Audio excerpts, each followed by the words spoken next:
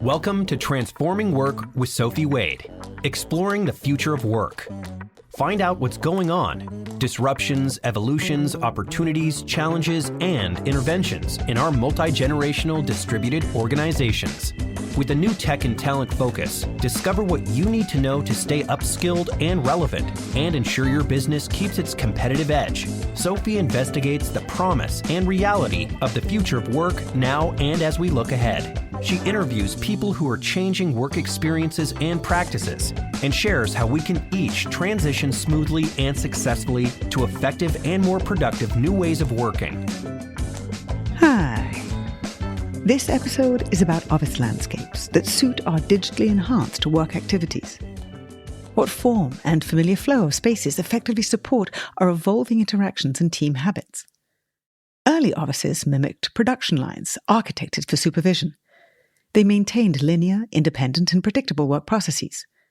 Technology developments spawning desktop computers then unintentionally tethered employees to individual work boxes.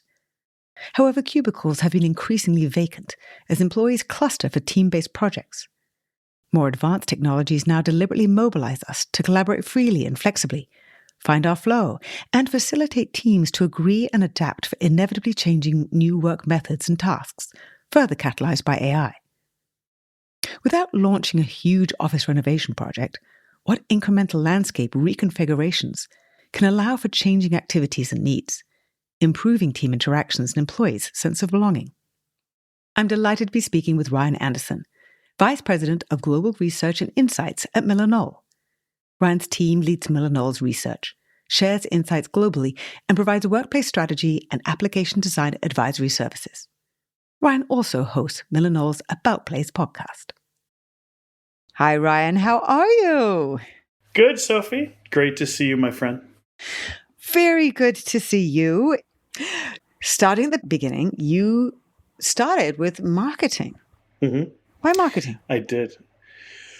Boy, my choice to go into marketing was more random than I'd like to admit. I actually was thinking about going into civics, government, politics, and did an internship at the Michigan House of Representatives and walked into this office that was so nasty, just like oppressive, that ironically the physical space was part of what made me question it. And that was in the middle of university, and I started asking around, and it was my dad, I think, that said, "You kind of remind me of some of the marketers at work. They're really interested in our customers and solving problems." And so I took an interest in it, majored in it, and started my career.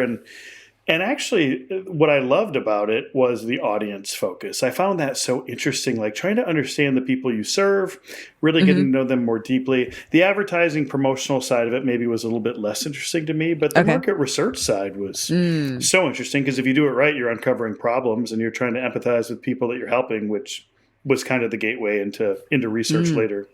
Oh, you pick on my empathy word right at the beginning. Oh, I love that.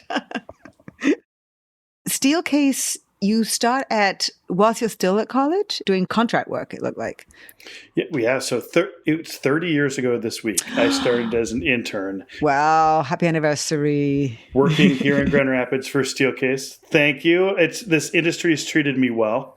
Although, as you know, I've tried to maybe potentially move beyond it a couple of times and I keep coming back. And so it was a marketing internship, but it was involved in product development. And I thought product development was going to be fascinating. It's actually extremely grueling at times. Like it's fun when you're conceptualizing, but when you're trying to really commercialize a solution, it's like, whoa, that's a ton of work. But learned a lot and did have other marketing roles that included brand strategy and some additional audience and experience strategy. But I kept getting drawn into like that early research and conceptual phases of innovation. Because that's where the human connection is. What was the particular nuance that really interests you? There's a few things. Part of it is getting to know people, trying to understand what they're dealing with. Yes, being empathetic, understanding unmet needs, but also that really ambiguous process of saying, what are the various ways we could take this and what does a good strategy look like? I always say strategy begins with deciding what you're not going to do. So like ruling out directions, saying this feels right, as I mentioned before, once you get down the path with a strategy, whether that's the design of a space or whether it's the design of a product, Right. it's very left brain, very tactical, process focused, and I liked the fuzzier front end, the conceptual, like ideation and intersectionality of all of the things that we could begin to explore and learn. And I'm really thankful to have colleagues that are really good at the more rigorous process side of things. Sure. But yeah, no, I like that. And I like the idea of being an entrepreneur. You know, there's been a few times in my life I've thought, well, maybe it'd be cool to go start my own thing. But the role of an entrepreneur is different because you're at an organization. It's less risk because you're dealing with their money, but it's maybe in some ways less reward because you're really trying to benefit the company, not you. But in this case, I'm from West Michigan. Herm Miller, Steelcase, other furniture companies are resident here. So the more that this industry does well, the more our community does well. And that to me was critically important. Oh, I didn't realize Steelcase was in the same area as well. That's interesting. West Michigan, in fact, there's this great piece years ago from Wallpaper about how workplace design around the world has largely been influenced by this relatively unknown town in Michigan, in Grand Rapids. So yeah, we've got Herm Miller, Steelcase, Hayworth, dozens of other furniture companies, fascinating. Higher education furniture, outdoor furniture. At one point, Grand Rapids branded itself Furniture City USA. So, my grandpa worked for one of the furniture companies doing quality inspection and manufacturing after World War II. It's largely what this region has been built upon. Okay, so now the post that you just did in LinkedIn saying that you thought furniture was boring. Now that actually has a lot more teeth to it than I thought. So you're growing up in this furniture landscape and you said, no, this is boring. I thought it would be, right? He's looking sheepish right now. I know. I'm in Michigan and I went to school at Michigan State, which is right in the middle of the state. On the east side, you got automotive. On the west side, you've got furniture. I mean, I'm being super reductive here. And I told my university roommate, I'm like, those just sound so uninteresting. Automobiles, they didn't seem as cool as they once were. And I didn't want to get involved in all that. And then furniture, I just kept thinking, what do you do? Like, you just sit there and stare at a desk or a chair? Like, that can't be that interesting. I didn't know the incredible focus on research and innovation that the furniture companies were already heavily investing in. I had no idea about Herm Miller's history with like creating the first environment for the first personal computer with Stanford. I mean, there's all these chapters that nobody had ever told me about. And then I just needed an internship and a summer job. And so there I found myself. And I was like, wait, you're looking into what? Steelcase briefly owned IDEO, so I worked with a bunch of friends from IDEO in the early part of my career. And I just didn't have any clue. I was like blown away, and I'm thankful that I got sucked into it, even though I thought it was going to be mind-numbingly boring. It hasn't been. You take a break to do an MBA. What was the purpose of that? Was that a thought to be breaking away and then just decided not to? Or why did you feel that you needed to have an MBA? And I asked that because you actually did go back to the same company. Yeah. Well, I'll give you the deep cut. I'll give you the real story. The way you can't find on LinkedIn, although I hope I'm not boring the heck out of everybody. So I had moved to Chicago to work out of the merchandise mart where the furniture industry kind of made it its epicenter. Met my wife, Jill. She was from Iowa. I'm like, I guess I'm going to live in Chicago now. So do I want to still be in this industry? And I found a program at this small little faith-based liberal arts school that nobody's ever heard of called North Park that was really focused on ethics-based leadership. It was actually a dual program between the business department and some of their seminary coursework. And so I was like, this is so interesting. And I've always been very interested in purpose-driven businesses, B Corps, although this is before B Corps were even around, and ethics. And this was right in the Enron, Tyco kind of era. And so these professors at this small little school, every one of them had a remit. You need to teach whatever you're teaching from an ethics-based standpoint. So I remember being in a finance class where we recreated what Enron had done in terms of their balance sheets, and can we trace this? And so it was a move towards just really exploring what the world had to offer. I thought I was going to go into nonprofit leadership. as a more kind of like administrative leader of a large nonprofit. And I started to go down that path. And I had some friends that were like, no, you love that industry. You can be super involved in the nonprofit world, which I have been. That's been a huge part of my life, while still maintaining a foothold in an industry that you love. So yeah, in the end, I did. I went back to furniture. You're still in marketing, sales, but dealing more with architecture and design. You're sort of expanding your remit and getting into workplace technologies. This is where technology starts. What was the thread there? Yeah. So being in Chicago, modern architecture capital of the U.S., if not the world, and working with the architecture and design firms was such a cool experience. And I don't have a design background, so I just really enjoyed it. But it was a sales role, basically, a marketing and sales role. And then I eventually transitioned to more of a corporate role. And it was really interesting timing. It was right around 2005. And I had this organization in Minneapolis that I had been working with call me and say, there's something going on with our workplace because nobody wants to sit in their cubicles. And I was like, well, tell me what you mean. Because I kind of remembered they were pretty nice desks. What they said was IT has installed wireless. Like the term Wi-Fi wasn't even really a thing. Yep. And so I was like, so they can now take their laptops and work anywhere, right?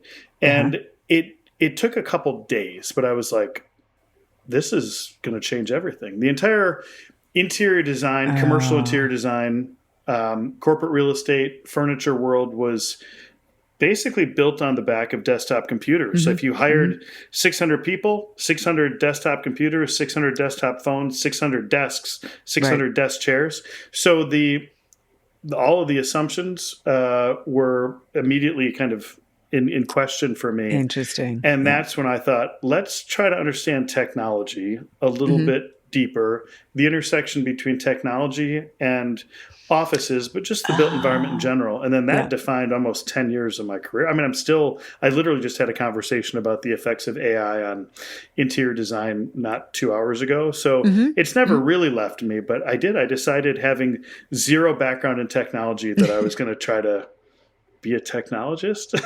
Well, and sometimes that's fantastic because you're coming at it without any preconceptions or ingrained technology has to be done a certain way. I do know that starting in I want to say even in the 60s or 70s, there were architects and office design who were seeing that people weren't at their desks very much. Later on in your article that you recently wrote, it was talking about the fact that from 2010 to 2018, people went from 47% at their desk to 33%, but they were only 47% anyway. And they had already been seeing that people weren't at their desks in the same way. So how had that already been changing how people were thinking? And then obviously you were alerted to the fact that this is going to accelerate. This is really going to be a fundamental change. What did you do then? Well, and I should note, I love history. Like the wall next to me, there's a few business books, but it's mostly history books. So I'll go back for a second. The idea of moving throughout an office space, using a variety of different places, having a variety of different experiences, we would now, thanks to Robert Lichetti and Philip Stone, refer to that as activity-based zones or activity-based workings. It had its roots in this movement called Bürolandschaft, or office landscape. Activity-based working did. Oh, I did not know that. Really, the idea of office landscaping was taking urban planning principles and applying them to an interior and assuming that people would move through it as you would through a neighborhood or a city. And that we're talking early to mid 50s here. So when Herman Miller designed the first systems furniture, Robert Probst, 1960s, it was basically to create a tool set for landscaping. That was the idea. It was all about change. And so there was this origin story. And then desktop computing came in, and it was like, look at that. Everybody's tethered to these cubicles. And Robert Probst, who had designed that furniture for Herman Miller, absolutely, well, it was pretty evident he hated it. He'd call them, rat holes and things like that. And so the industry, despite that, made a ton of money. I mean, let's be blunt. That's when the companies like Miller and Steelcase and others became billion-dollar-plus companies, because the equation always meant that if a company hired a desk-based worker, that they needed a desk and a chair. And so the effects really were around rethinking how we were going to return to or advance an entirely different way of planning workspace. And I think many of the companies in our industry have done really well, but it's one of the reasons that I ended up at Herman Miller. Well, so I don't want to move away from Steelcase too much, but because we're talking about this, I do know that it was this gentleman at Herman Miller who came up with a cubicle, but that wasn't the point. He would not like that phrase. He came up with systems No, furniture. I know. Yes. Because he loved history. It was so fascinating to me to find out that the cubicle came from Herman Miller, but it wasn't supposed to be gray and horrible and feel like a prison, like a little box. Just to explain a little bit what the concept was, because it is very much based on what you're talking about now. Yeah. It was different environments, levels, all that kind of thing, right? Exactly. And I'm giving you a little bit of a hard time, but I have occasionally seen articles that have said Herman Miller created the cubicle, and my response is that would be like saying Ford created traffic. I don't think that was the goal. That was not the goal. Right. No, it was not the goal. No, the goal, Action Office 1, 1964, right around there, Okay. was to create a very mobile set of tools to divide space and provide different ways of working. It featured a stand-up desk. I mean, from the original kit of parts, it was like I remember about seeing that. variety. And Yes. the team, in particular, Robert Probst, the person I mentioned, wrote a piece. I'm literally looking at it to my right, called The Office, a Facility Based on Change.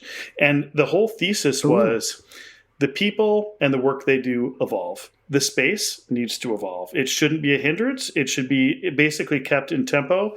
And so it was both desktop computing and, if I'm being really blunt, an interest in real estate savings that caused cubicles, as we and Dilbert and the others know them, to become the standard. And the research and innovation team at Miller not only publicly said this is not the goal. In fact, even in that piece, the office facility based on change, there's a drawing with a big X over it of what looks like what we know as a cubicle. And then I think invented a variety of ways of escaping the cubicle. I think of products like Resolve by Aisha Bursell, which really like blew apart the concept of a cubicle.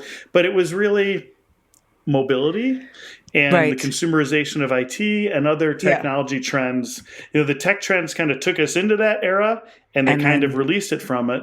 And now all of us, MillerKnoll, and our companies like Herman Miller and Knoll and others, but also Steelcase Hayworth, we're all looking at what is that post-desktop, post-cubicle era of working looks like. I'm obviously biased with who I think is going to lead in this space. What's fascinating about this is because that's where we were. That was 1964 you're talking about, when we were talking about flexibility and work evolves. And so that was the part of what I wanted for you to highlight, is that we are going back to where we were. The anchor of the desktop computer, that was the problem.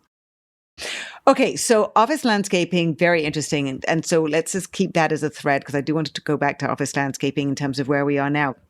So you're at Steelcase and really thinking about the activity-based working, which I've been excited about for the last 10 years. And as you were seeing the power of technology prior to the pandemic, what the possibilities were, what was your vision then? Because you obviously were projecting ahead. How long is it between an ideation of workplace strategy at a place like Steelcase or Herman Miller? Is that 10 years? Is that 5, 7? Well, I think that we can have an evolving point of view on how places should be designed, which is kind of evergreen, and we should keep that up. Going and saying there's a gap, that somehow we need a different tool set, a different furniture option to go solve something, can be as short as 2 years and as long as, well, the Aeron chair took 8. That's probably one of the longer ones. And then the spaces, that's really where the struggle comes in, is that you can promote new ideas and organizations can begin experimenting with it. But by the time they build a space, we're several years down the path. And in order to really understand and evaluate how those spaces work, we're farther down the path. I'm a big advocate for going back and taking a look at all the experimentation and cool projects that happened many years ago. I mean, flexible working, activity-based working, thinking about distributed teams. There were people in the 90s already really trying to make this work despite the technological, tethering to different work points. So, It takes a while to really mature some of this stuff. And I'm aware that I'm talking about things today that some of my mentors were talking about in the 80s and before. But I do think there's better approaches. Habits take a while to change. Habits die hard. Why did you move from Steelcase to Miller? Well, some of it was just culture fit. I have a love for both companies, and the two have been pushing each other to be better and better and better for a long time. But some of it was around the technology, and I don't want to speak for Steelcase because they've got their own point of view, but I'll just say this. The trend that was capturing my attention that I found so fascinating in 2009, 10, 11, 12 is known in the IT world as the consumerization of tech. And basically it was how consumer technologies were changing our expectations of how we work in an enterprise. And it was evident that the best technology experiences were going to be very intuitive, very designful, and kind of seamless. And so I think each of the furniture brands was trying to figure out, like, what's our role here? And the more I got to know Herman Miller, it was kind of an understanding that you design for the technology user, not the technology. You have to understand the patterns of behavior. If you understand the patterns of behavior, even though the tool sets evolve, it can work. I mean, look at an Eames lounge chair, designed in an era where somebody might have had a yellow legal tablet and a pen, but I can sit in one and use an iPad, a new tablet, just as effectively. It's all about those patterns. And so I made that move, and it's obviously been a really good fit for me. But having said that, nothing disparaging about my former employer, who I think has done some wonderful innovation work as well. Then you're the Director of Future Technology. I love that. Quite a title, isn't it? Yeah. Yeah, it's a great title. I always felt a little insecure living up to that one. I'm not sure how you direct the future. You just try your best. And then with the vision of the future workplace, this is 2012 to 2017. What was the vision that you saw then? We saw this coming. This is no surprise that we are where we are. It's not the pandemic, right? Correct. Yes. And there was a project that was called Networkplace, later named Living Office. And if you go back and you look at her Miller Living Office, you'll see it. I mean, it was a huge turning point for me. It's a very cool concept. And you know it. It was, yes, it was activity-based working. Yes, it was consumerization of technology. It was also what the furniture industry is now trying to call residential, but it was like there was a residential sensibility, if certainly a residential comfort with the approach to a more enterprise environment. My specific role on that team was to try to, for lack of a better term, imagine what a mobile-first workplace experience always looked like. There were some resonant technologies, but we used to say the most important technologies in this are what resides in your pocket, purse, or backpack. And the role of the space is to anticipate and amplify what you're bringing in. So, this was an era where you still saw digital whiteboards, which were these smart boards that nobody used. But it was only a matter of time till Miro or Mural could be shared from your laptop onto a large screen. So it was all around that approach. We partnered up with some of the best tech companies in the world, including Microsoft, Samsung, Logitech, Whitlock, others, to say, what does this really look like? And it was a really fun reframe in some ways of office landscaping. But it was meant to like revisit for the modern era what office landscaping was all about. And then you left. You went to Team. What was Team doing that really grabbed your attention? Well, as part of my tech exploration, I came upon this idea of prop tech or property technologies. Many different names: CRE, corporate real estate tech, smart buildings, whatever you want to call it. Okay. And I had been so focused on the technology tools that people used that I personally hadn't spent as much time focused on the technological evolution of the building. Now, interestingly, there had already been some work done there at Herman Miller and Steelcase and around the furniture industry, but it was a little beyond what the furniture world was getting after. And at Herman Miller, we had a workplace sensor technology that did desk studies, et cetera. The stat you shared earlier was from those sensor-based studies. The desks would rise up if your phone came along, right? Yeah, the early sensor-based studies were just around putting these little sensors underneath desks and trying to see if anybody sat there. And okay. we evolved that to make the sensors smarter and smarter to the point where, we could even personalize your desk settings, et cetera. But it was evident that, the real technology development in this space was probably going to come from a tech company who was solely focused on it. And I got really interested in just the world of software as a service. The SaaS business model is very different than the way that our industry operates, like with these big capital investments. And so I got kind of lured away. Although I was very willing and very interested just to learn. Went to Team. Team was one of the fastest growing prop tech companies out there, indoor wayfinding, booking, etc. I loved being in the furniture industry, but I thought, when am I going to get a chance to go do this? I'd been around technology long enough that the idea of working in the tech world was really intriguing. And Team was growing like mad. And it was such an amazing learning experience. And I sensed that as a venture-backed startup, we probably would get acquired sooner than later. I did not expect it to be WeWork, I confess. And so I was like, oh my gosh, I'm back in the real estate and workplace world. So when WeWork bought Team, I started there, and they gave me this funny title of head of technology evangelism, which I guess going back to some of my seminary courses, et cetera, I was like, okay, I've got a little bit of background here, but no, it was a really fun time. But I didn't really aspire to stay or work at a WeWork at the time, and Herm Miller was growing and had just gotten a new CEO, so I got a chance to connect with her and was really excited to come back. But it was a very useful foray. But having spent almost 10 years at that point of my career interested in technology, to go work for a tech startup was a really special kind of endeavor. And were there particular takeaways that you brought as you went back to Herm Miller that were particularly useful to take you to the next level in terms of what that meant for integrating technology in a smart environment? Well, interestingly, the big takeaway was more around how the corporate real estate and furniture and interior design world needed to learn from what was happening in those other areas. Okay. I had kind of, from a technology standpoint, I had already concluded that technology integration wasn't really the name of the game anymore. It was really around recognizing that our work experiences are increasingly becoming digitized and virtual. The work is becoming digital, but that we're physical beings in physical spaces, and we need to figure out how to allow people to exist in these physical spaces and use those tech tools in a really healthy, fun, productive way. But no, what captured my attention was SaaS, software as a service, because the whole model is so different.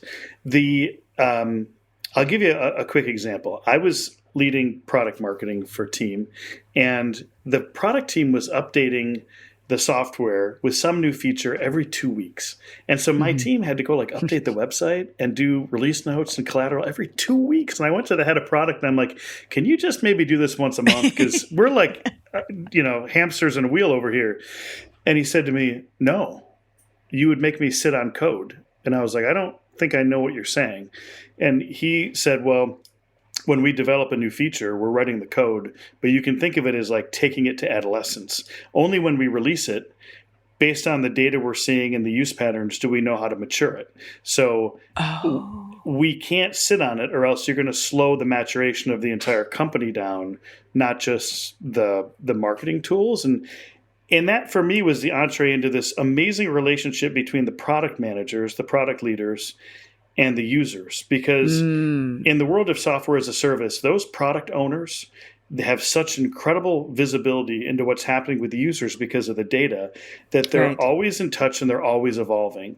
And if you look at the world of real estate, it is unfortunately the stark opposite, where all too often someone says, we have a design brief, we need to go design this. A designer comes in, attempts to understand the people and their work, but there's kind of this assumption that, well, the space might be around for 20 years, so we can't really know.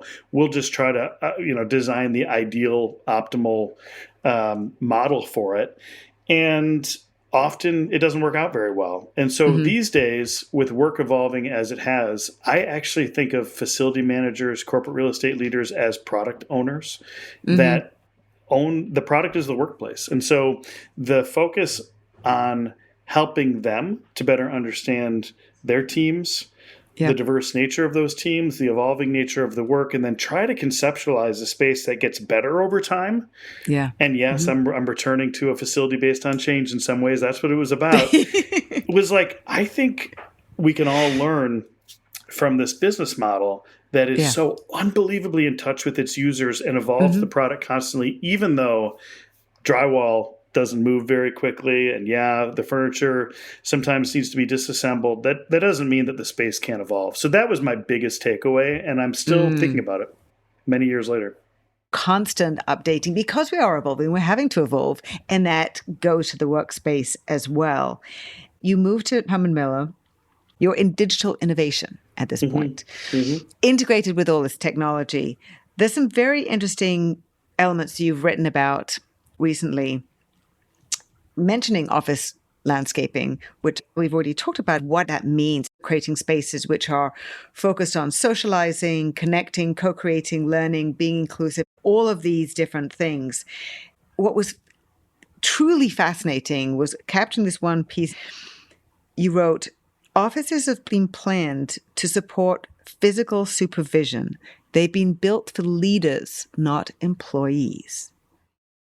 Yeah, I can talk about this one for a while. I'll start with this. There's a social scientist named Douglas McGregor who gave us this framework of theory X and theory Y management. And theory X is basically the belief that most workers would prefer to not be working, and that supervision is required to ensure that they're getting their job done. So the role of the manager is as a supervisor. Theory Y management is a little bit the opposite. It assumes that people want to achieve and contribute, and the role of the manager is to find ways of empowering them and clearing that path. And realistically, most organizations are going to fall somewhere on that balance. But when you talk to individual managers, sometimes my mind will go, okay, this person's theory X or theory Y. Offices in their earliest origins, late 1800s, mid-late 1800s, and then well into the future, were primarily built to supervise work. It was basically theory X. Right. And any design element was around expressing the brand. Well, this is before we had the word brand. It was about expressing the status and values of the organization, but often its leader. And so the big gilded private office with rows of open desks with a supervisor was the norm. The reason we use the term white-collar work is that early offices were built for clerks that wore starched white shirts and were supervised all day long, adjacent to whatever other manufacturing or retail or whatever other place they were at. And so it's really distributed working, like just the spreading out of employees. Forget about whether they're in an office or a home. But as organizations have gotten more global, as the Wi-Fi has allowed people to begin working in a lot of different places, regardless of your inherent perspectives on management, the thought of using a space to supervise work in the digital era, in an era of digitized distributed work, is extremely unrealistic. And so when I see organizations operating out of, get them back in the office, we got to get them back to work, it's like, that doesn't feel realistic to me. And as our mutual friend Nick Bloom and others have pointed out, sometimes it's a CEO who's maybe their company's having a tough time or they've got an activist board member or whatever.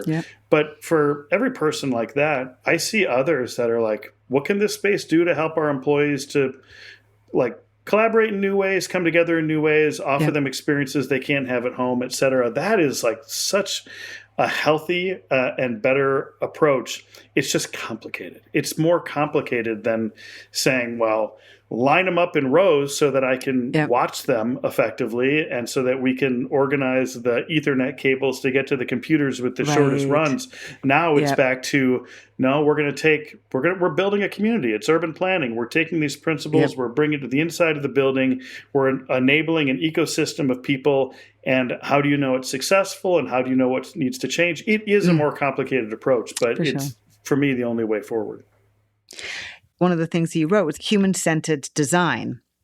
And of course, if it's human-centered, it means being thoughtful about what humans want and how they're going to be most successful.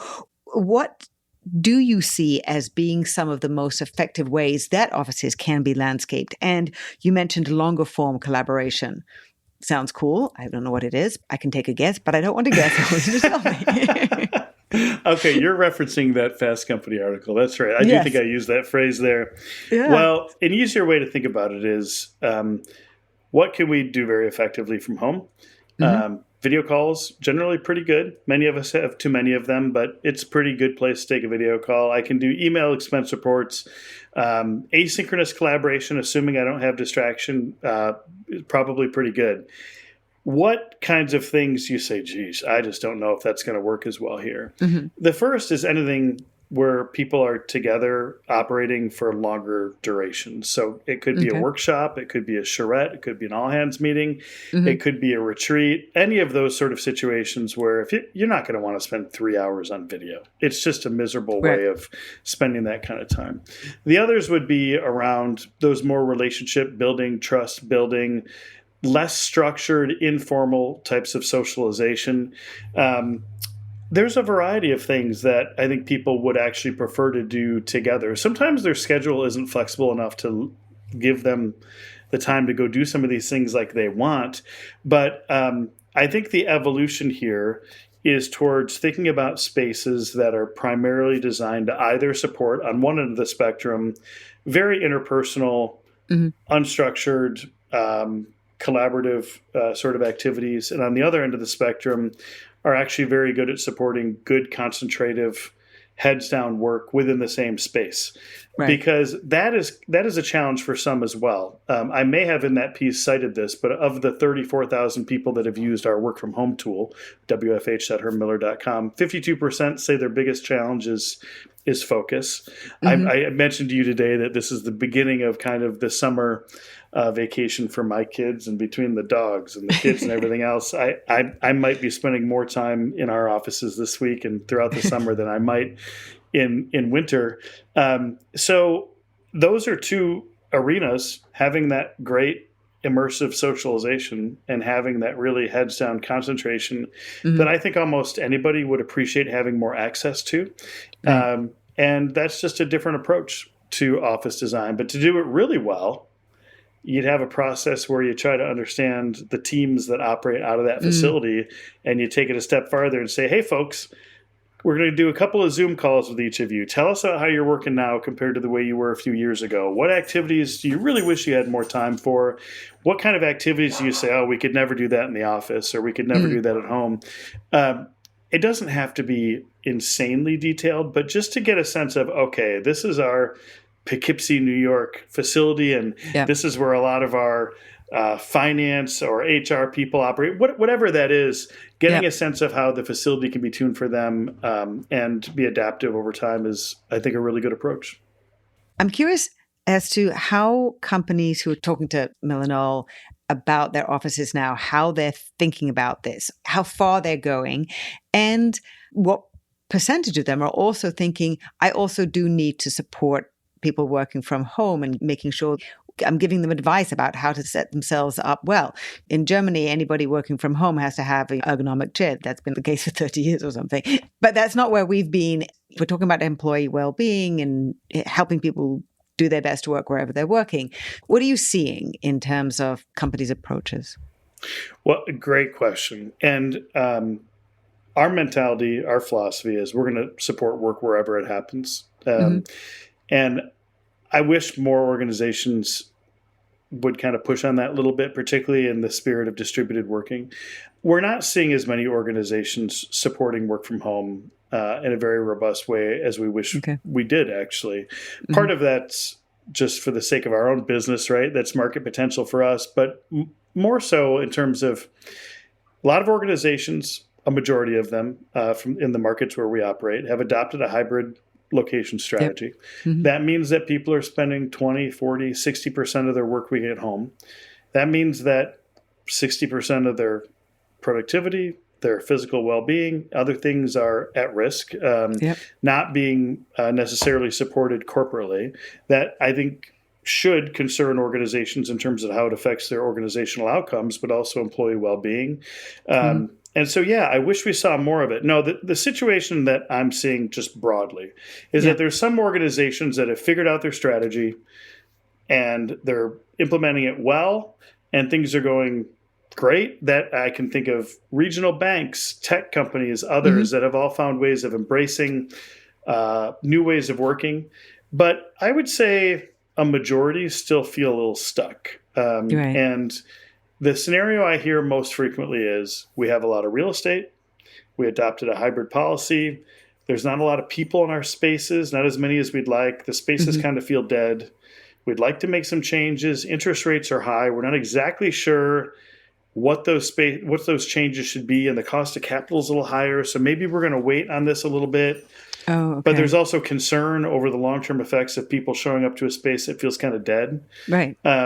I'll be really transparent when I say I usually feel a sigh of relief when somebody says, maybe we'll downsize our portfolio a little bit and we'll focus on creating smaller but better spaces that offer some more variety, that are better tuned to the work we do. But part of it is it's just nice that people show up to spaces that have some degree of social density, some degree of life, so that people feel like, okay, yeah, it might be a little bit smaller than our last office, but I like this building, I like this neighborhood, I like the vibe of what we're doing here. And then those investments can be made based on the real estate savings from having less space overall. But in our industry, probably the biggest challenge is that many corporate real estate leaders, interior designers, furniture people think in terms of projects. And if you've got, let's just say you got 40 million square feet and cost of capital is high, like what's your project? You're not going to go redo everything. And the processes to go fix those things don't lend themselves. But there are a subset of organizations out there that are like, let's just take an incremental approach. Let's try to improve our existing portfolio, spending as little as possible, but making it better, communicating with our employees in new ways. I do think it's a very sound approach. It's just so different than what most people are thinking of when they think go do a facility improvement. Right. I hadn't thought about the project component of it actually hindering progress, because effectively, even though this podcast is called Transforming Work, the word transformation can be both expensive and so challenging that it actually hinders advancing and making the changes necessary. Yeah, well, now we're moving from SaaS, as software as a service, to space as a service. So there have been, like with WeWork and other models, this idea that you should just pay per person or whatever for managed real estate. But somewhere there's a different approach where an organization that has their own corporate real estate portfolio can say, we're not just going to budget a ton of capital to go invest in this and then kind of leave it and just pay for the heating and cooling. There's a different approach financially to say, all right, we're still going to do this within a budget, but we're going to invest in a space that continues to evolve and get better over time, even if that means spending a little bit less up front or having a little bit smaller spaces. So it's that journey we talked about before, Sophie. One of the biggest challenges is the mindset shift, which really goes to the change needs to be, we're now going to be in an evolving landscape, and that modular aspect to it, so that you can do bits incrementally, and that's okay. It doesn't have to solve everything to begin with, because we're going to keep evolving. It's never going to be perfect. And I think that shift from we're going to get this brand spanking new office and it's all going to be gorgeous and beautiful and all the rest of it, to a smaller project, which isn't necessarily what I want to do. It isn't necessarily as far as I want to go, or as little as I'd prefer to do. It seems messy, and I think that messiness is challenging. Never mind AI.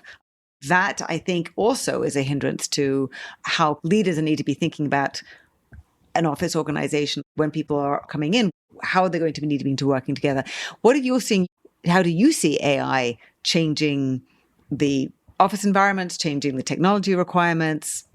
Oh, lots of different ways. And this thinking goes back quite a while. So there's a few thoughts. One is, we talked about this before, but it'll change the tools that people use, right? It'll change the software, the tools people use. So at least in theory, if AI is covering more of the predictable, rote, complicated activities, it should free people up to be more interactive, more kind of human-centered in their interactions. So I would aspirationally hope to see less people doing long, rote process work and more interactive, Right.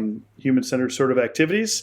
Then there's the effects of AI in the building, which is what lured me away from the furniture industry, just in terms of creating safer, healthier, smarter buildings, which I actually think we're well along that journey. Okay. The improvements to indoor air quality, natural lighting, the rise of digital twins and the real estate world and others. Yeah. Like it's interesting. Some cool but stuff.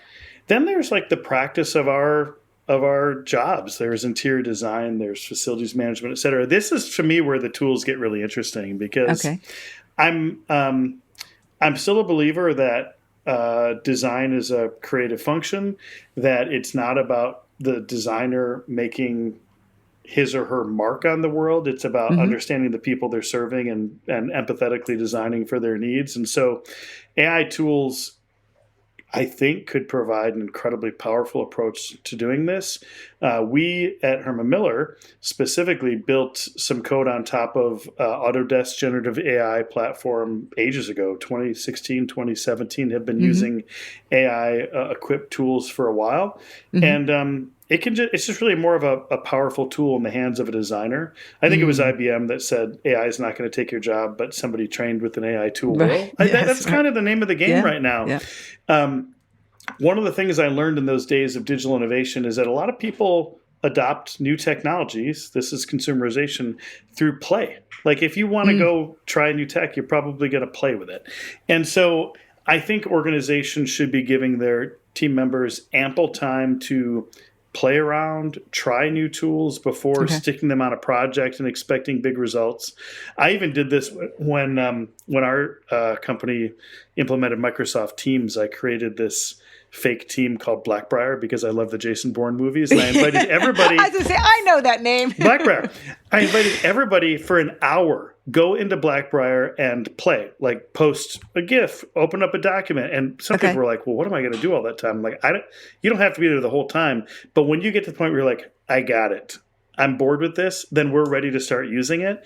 But I would never like create a huge high profile project and be like, here's your new technology tool. It's just too intimidating. So when it comes to AI, we have to demystify machine learning, generative AI, all of the terms that might be like, okay, I think I get that. Just help me to try a few new things. Let me play with this a little bit. Let's do that limited trial for this platform or that. Get people closest to the work invested in saying, yeah, this one's going to really help, save us some time or money. I think that's the journey that most, I hope, are already on. Not every organization has their AI strategy, but for me, it's always about more powerful tools in the hands of brilliant people using them. Right. Yeah. Very useful and very thoughtful. When I did the project with Herman Miller, it was very interesting to me to hear the amount of change management that was necessary when a new office design, everything was brought in and all these gorgeous new desks and this, that, and the other, because people had to be taught how to use it. And that stuck with me all this time, since way before the pandemic when I did this, in terms of the change management needed to be learning, for example, hybrid working. I think there are so many organizations, from my experience, that are leaving it up to their employees and managers to get on with it. And I'm glad that the getting on with it is to do with hybrid, but understanding how different these new ways of working are, and if they're changing how the office is set up and what the office is for, and at least thinking about that. If you're an organization and you've agreed on a hybrid model, what's the best way to be thinking about that to make it work? Well, I'm a believer that it probably needs to happen at a team level as the key way of enabling that. I don't think I'm the only one I know I'm not the only one who feels that way. But I don't think work is easily changed at an enterprise level. It certainly is not changed by a location policy. I mean, that's just completely unrealistic. I think far too many organizations, though, are leaving it as a free-for-all. Every employee try to figure it out themselves.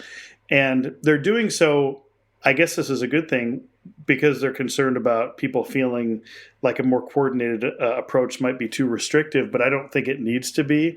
I think most people understand work as a social contract. Yes, my employer is going to have some expectations.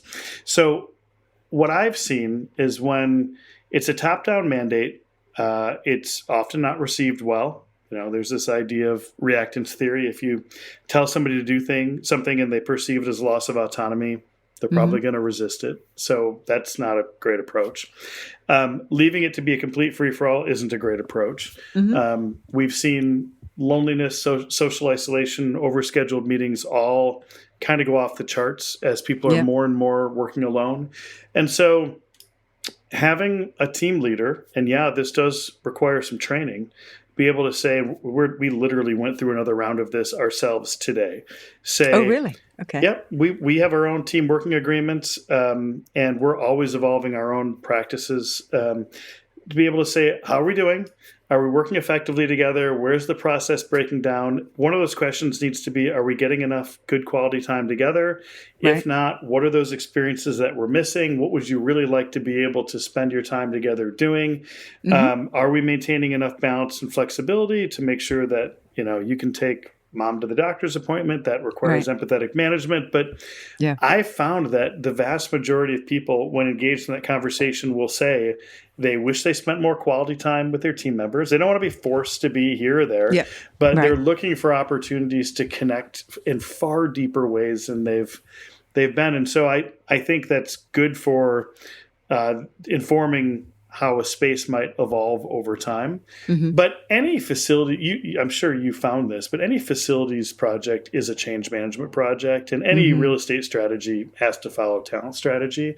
So there are ways of doing it, but whether it's educating people or simply rewinding their assumptions, because that's what I find often is the case. Rewinding their assumptions. Yeah. Okay. So I'll give you an example. We were talking about how workspaces need to evolve. That doesn't mean you have to spend a bunch of money to redo them every year. But one of the big approaches that I think has been very successful when done right is neighborhood-based planning. So don't give everybody their own assigned desk, but also don't have the entire place shared. Give teams neighborhoods. And they may be a team of 20, but they only have 10 desks, but they have a few phone booths and a project table. They've got enough places for everyone to sit if everyone's in, but you're giving them their own clubhouse, their own area. And then the question becomes, how's the neighborhood working for your team? Oh, you know what? We need a couple desks with dual monitors because we got a couple people that, great, we can add another monitor to those. Or, you know what? We don't use that phone booth quite as much. These are small tweaks to the neighborhood. But if you don't tell somebody what a neighborhood is, they're going to show up and be like, do I sit here in this desk? You got to say, well, you can, but actually this whole area is owned by your team. So if you want to put pictures of the team up, tack them over there. If you want to, it's just like giving them permission in a way that makes sense to them. Or here's another one. We have a lot of organizations that have that we serve that have built respite spaces for well-being or study hall for concentration work. Just being able to say, you've been to a study hall at university, right? So this is the part of our floor where if you need to get concentrative work done, no one's going to be on a call, no one's going to come over to you, and it provides some assurance that you can get this here if you can't get it at home. Don't have to build any drywall. It's literally just a group of desks in a quiet part of the facility. But again, who's having that conversation? And so it goes back to this idea of, is there a dynamic enough understanding and communication between the employees and the people who design the space to make this work? The neighborhood area seems to take most, or if not all, of the downsides of the open plan and the hot desking away, because you can put photos up. It's not mine, it's ours. And that reinforces the team. Love it. Absolutely love it. I couldn't have said it better. It balances that scalability of activity-based working. You add 3 team members, you're not changing anything. Or 2 people move on to another team, you're not changing anything. But as a group, you're saying, does this little neighborhood have the spaces that overall you need to function? And often the requests are very small. Like we could use a place to store some of these sort of things.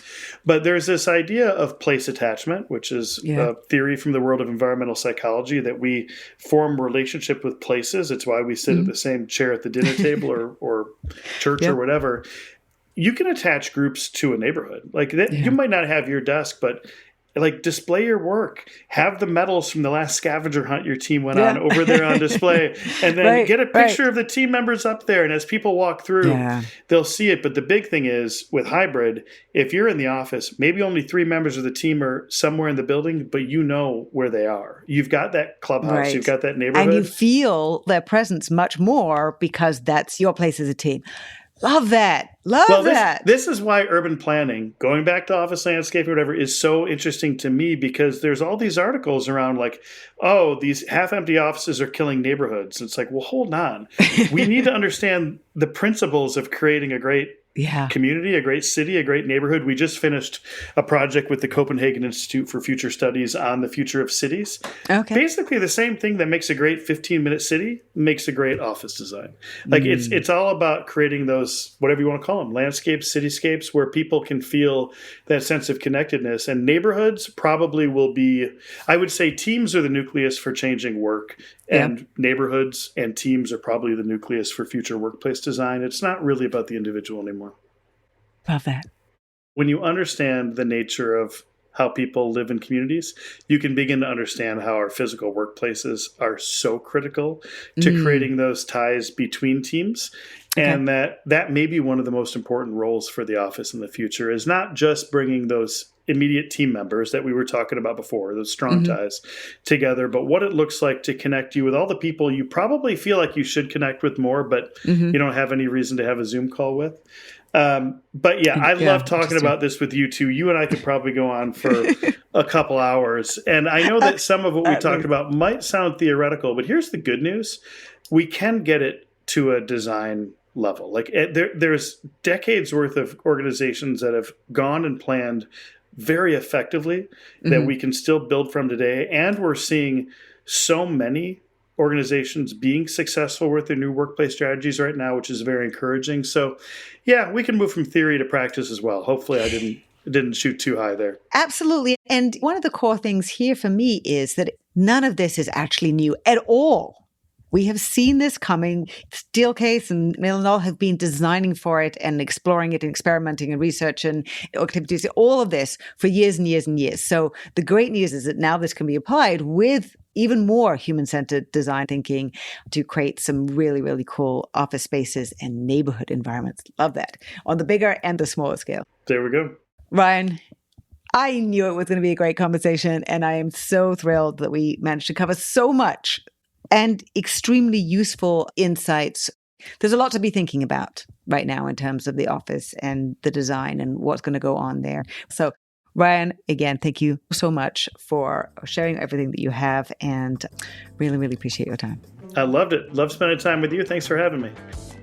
Thanks again so much to Ryan Anderson, Vice President of Global Research and Insights at MillerKnoll. You can follow Ryan on LinkedIn and visit MillerKnoll's website, millerknoll.com. MillerKnoll.com. On Instagram at MillerKnoll, at Herman Miller, and at Knoll. And on X at HM Insight Group and at MillerKnoll. Immediate action tip. Real estate strategies follow talent, so develop incremental office improvements that purposefully encourage connection and interaction.